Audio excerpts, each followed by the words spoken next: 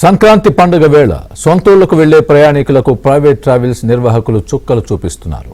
పండుగ రద్దీని అవకాశంగా మలుచుకొని టికెట్ ధరల్ని అడ్డు అదుపు లేకుండా పెంచేశారు. సాధారణ రోజులతో పోలిస్తే 3 నుంచి 5 రెట్లు అధికంగా ఛార్జీలు వసూలు చేస్తూ సామాన్య ప్రయాణికుల జేబులకు చిల్లు పెడుతున్నారు.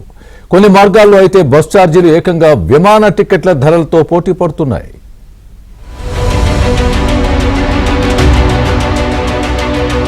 తెలుగు రాష్ట్రాల్లో సంక్రాంతి సందడి మొదలైంది. ఇప్పటికీ హైదరాబాద్, బెంగళూరు, చెన్నైలోని సాఫ్ట్వేర్ ఫీల్డ్లో టెకీలుగా పనిచేస్తున్న కోస్తావాసులు తమ సొంతూళ్లకు వెళ్లేందుకు సిద్ధమయ్యారు. అయితే ఇప్పటికే రైళ్లలో రిజర్వేషన్ జరిగిపోయి చాంతాడంత వెయిటింగ్ లిస్టులున్నాయి. పోనీ ఫ్లైట్స్లో వెళ్దామనుకున్నా అంత భారీ సంఖ్యలో విమానాలు లేవు. సీటింగ్ కెపాసిటీ కూడా తక్కువగా ఉంటుంది.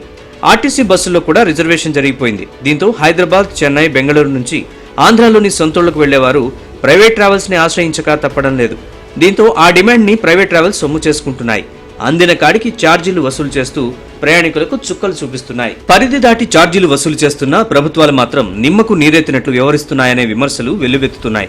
అయితే ప్రైవేట్ ట్రావెల్స్ దోపిడీని అరికట్టాలంటే ఏపీ, తెలంగాణ ఆర్టీసీలు తమ బస్సుల్ని పెంచడంతో పాటు ప్రభుత్వం కూడా ప్రైవేట్ ట్రావెల్స్ పై నియంత్రణ విధించాలని ఏపీఎస్ఆర్టీసీలోని యూనియన్ నేతలు కోరుతున్నారు. ఆంధ్రప్రదేశ్, తెలంగాణ రాష్ట్రాలకు సంబంధించి విభజన తర్వాత గతంలో ఒప్పందం మేరకు తెలంగాణ ప్రాంతంలో ఎన్ని కిలోమీటర్లు తిప్పాలనేది కొన్ని కండిషన్స్ ఉన్నాయి. అలాగే ఆంధ్ర ప్రాంతంలో తెలంగాణ బస్సులు ఎన్ని కిలోమీటర్లు తిప్పాలన్న నిబంధనల మేరకు గతంలోనే తెలంగాణ, ఆంధ్ర ఆర్టీసీ అధికారులు, ప్రభుత్వ పెద్దలు సమక్షంలో తీసుకున్న నిర్ణయాల మేరకు అదే కిలోమీటర్ల స్థాయిలో బస్సులు అయితే తిప్పడం జరుగుతుంది. వాస్తవానికైతే ఆంధ్ర ప్రాంతానికి సంబంధించినటువంటి బస్సులు, హైదరాబాద్ ప్రాంతానికి వెళ్లే బస్సులు గణనీయంగా తగ్గిపోవడం వాస్తవం. దానివల్ల ఏపీఎస్ఆర్టీసీ ఆదాయం కూడా తగ్గింది. బస్సుల సంఖ్య పెంచాలన్నా సరే బస్సులు కొనుగోలు 7-8 సంవత్సరాలుగా కొత్త బస్సు కొనుగోలు చేయని కారణంగా ఈ పరిస్థితి వచ్చింది. ఇప్పటికైనా సరే ఆర్టీసీ యాజమాన్యం, ప్రభుత్వం చొరవ తీసుకుని దూర ప్రాంతాలకు తిరిగే ఏసీ బస్సులు కానీ, నాన్ ఏసీలో ఉన్నటువంటి సూపర్ లగ్జరీ తర బస్సులని పెంచాల్సిన ఆవశ్యకత ఉంది. హైదరాబాద్ నుంచి విశాఖపట్నం వెళ్లాలంటే స్లీపర్ బస్ టికెట్ ధర 8,000 రూపాయలు పలుకుతుంది. మళ్లీ తిరిగి వెళ్లాలన్నా అదే స్థాయిలో టికెట్ ఛార్జీలు ఉంటున్నాయి. దీంతో ఒక్కొక్క కుటుంబం స్వగ్రామాలకు రావాలంటేనే 1,000 రూపాయలు టికెట్ల రూపంలో వెచ్చించాల్సి వస్తుందని పలువురు ఆందోళన చెందుతున్నారు. దీనికి తోడు ప్రైవేట్ ట్రావెల్స్ నిర్వాహకులు ఇదే అదనుగా బస్టాండ్ ఎదురుగా తమ కార్యాలయాల్ని ప్రారంభించి పోటీగా బస్సుల్ని నడుపుతున్నారు. ఇక హైదరాబాద్ నుంచి విజయవాడకు సాధారణ రోజుల్లో 500 రూపాయలకు మించి ఛార్జీ ఉండదు. కానీ పండగ నేపథ్యంలో ఒక్కసారిగా 1,500 పెంచేయడం గమనార్హం. ఇక బెంగళూరు నుంచి విశాఖకు 4,500 రూపాయల ధర పలుకుతోంది. ప్రస్తుతం ఉన్న ధర ఇది.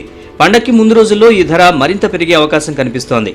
ఇప్పటికైనా ప్రభుత్వాలు స్పందించి ప్రైవేట్ ట్రావెల్స్ దోపిడీని అరికట్టాలని ప్రయాణికులు కోరుతున్నారు.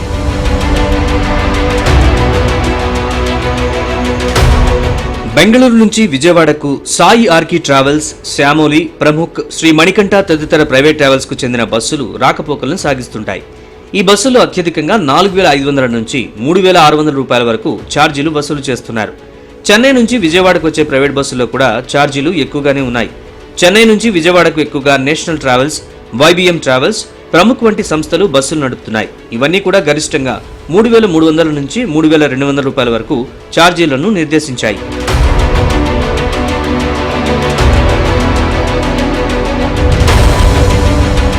పండగ రద్దీని సొమ్ము చేసుకునేందుకు ప్రైవేట్ ట్రావెల్స్ నిర్వాహకులు అడ్డగోలుగా రేట్లు పెంచేస్తుంటే బాధ్యతాయుతంగా వ్యవహరించాల్సిన రవాణా శాఖ అధికారులు మాత్రం నిద్రమత్తులో జోగుతున్నారు. ప్రైవేట్ ట్రావెల్స్ సంస్థలు వెబ్సైట్స్ లో పెట్టి బహిరంగంగానే అధిక ఛార్జీని వసూలు చేస్తున్నా రవాణా శాఖ అధికారులు చర్యలు తీసుకోవడం లేదు. ఎలాగో సాధారణ రోజుల్లో ఎన్ని నిబంధనలు అతిక్రమించినా పెద్దగా పట్టించుకోరు.